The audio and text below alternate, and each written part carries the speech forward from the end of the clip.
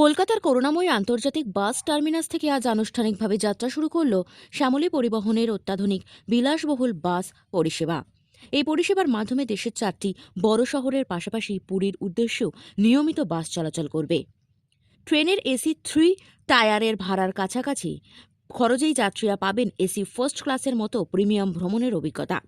প্রতিটি বাসে রয়েছে প্রশস্ত ও আরামদায়ক সিট, ব্যক্তিগত বিনোদনের জন্য ওটিটি সুবিধে সহ স্মার্ট টিভি, স্ন্যাক্স বার, মোবাইল চার্জিং পয়েন্ট সহ একাধিক আধুনিক সুযোগ সুবিধা, যা দীর্ঘপথের যাত্রাকে আরও আরামদায়ক করে তুলবে। এদিনের এই উদ্বোধনী অনুষ্ঠানে উপস্থিত ছিলেন রাজ্য সভাপতি শ্রমিক ভট্টাচার্য। কি বললেন শোনাবো। এই পরিবহন ব্যবস্থা, শ্যামলী পরিবহনের ক্ষেত্রে আমার পরিবহন মন্ত্রী উনি আমাকে বলছিলেন, আপনারা আরও এগোন। বাঙালি ব্যবসা করতে ভুলে গেছে, বাঙালি ব্যবসা করে না। বাঙালি মানে শুধুমাত্র যারা বাংলায় কথা বলেন তারা নয়, যারা পশ্চিমবঙ্গে আছেন, 2-3 পুরুষ ধরে এখানে আছেন, পশ্চিমবঙ্গের আর্থসামাজিক উত্তরণের ক্ষেত্রে যাদের নির্দিষ্ট ভূমিকা আছে, তারাও বাঙালি।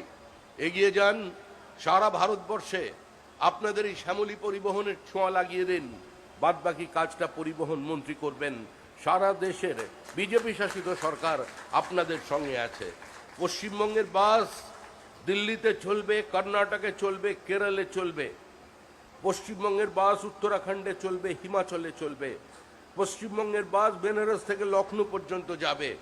সেই উদ্দেশ্যে আপনারা যাত্রা শুরু করুন এবং যারা যারা এই পরিবহন ব্যবসায় আছেন তারাও এতে অংশগ্রহণ করুন। আমাদের মন্ত্রী অর্জুন সিং আপনাদের সঙ্গে ছিলেন, আছেন এবং থাকবেন। ধন্যবাদ।